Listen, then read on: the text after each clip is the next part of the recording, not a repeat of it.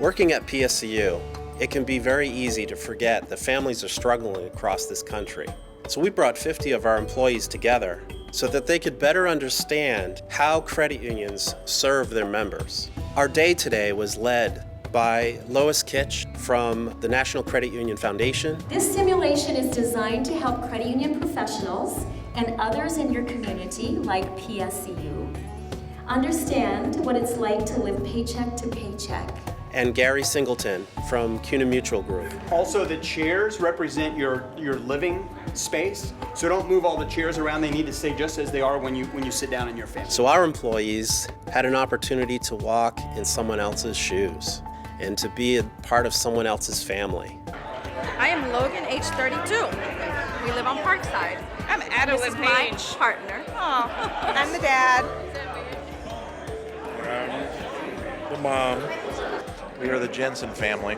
I'm the younger Jensen. Through a life simulation, we experience what it's like to be a member of a family and have unexpected events and hardships that have a profound impact on finances and daily life. During the next 2.5 hours, you'll be living with families who are living on the edge. Each of your family members has a unique story of personal and financial issues that must be addressed. They saw the assets they had, the money they have, the bills they have, the responsibilities. Hello. Take the kids to school, get a bus pass, try to keep their job, just like every family out there in the real world. It looks like one of the parents isn't working. I'm not sure that's going to work. Oh, we're fine. Okay. They faced challenges. People are not paying their bills. I've already evicted one family. I'm on the verge of evicting someone else, but people just aren't paying their fines and paying their bills. So. And all of these things add up. There's been no work, so I'm just staying home and protecting the house. At least the house is paid for this month. Some people have been paying what they can, but we have a lot of unpaid bills here. So I just had to get the sheriff to go and get one person for owing $1,000. I am that close to getting some housing, so hopefully my family and I don't have to stay in the shelter for next week. For some, it was too familiar from maybe the life that they have already. She's trying so hard. I'm mad and I just can't do it anymore. I just want to live a normal life. I just want to be a normal kid.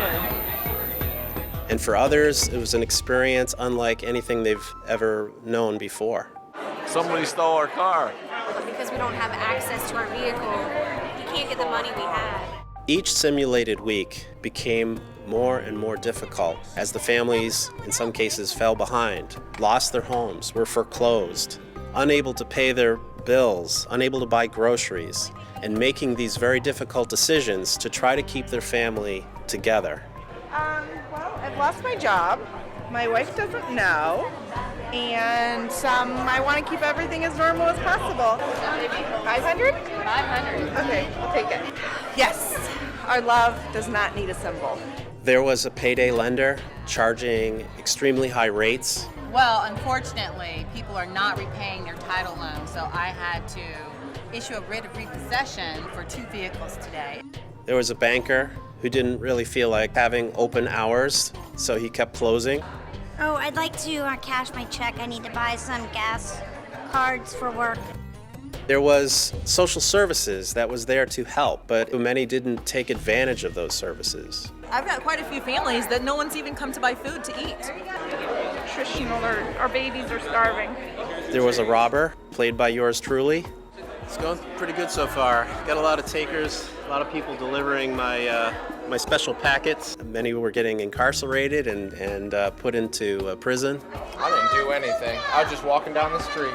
People in desperate situations will do desperate things. You're back in here again? I never left. Your parents never came to get you? No. What do you need Calvin for? Calvin has been in trouble with the law, has an unpaid fine. Not many people bring in their kids to daycare, and the ones that do, they don't have the money for it. So unfortunately, I really can't let them. The sheriff thought that I shouldn't be trying to take care of myself and my little brother because I was too young for that. So I'm here until my mom comes to pick me up. I think I'm late to work. You're very, very late, and we have a zero tolerance policy here, so I'm sorry I'm going to have to let you go. What happened with the house? I couldn't get to the bank. I didn't have enough money. I was trying to sell things. You don't need to be yelling at me.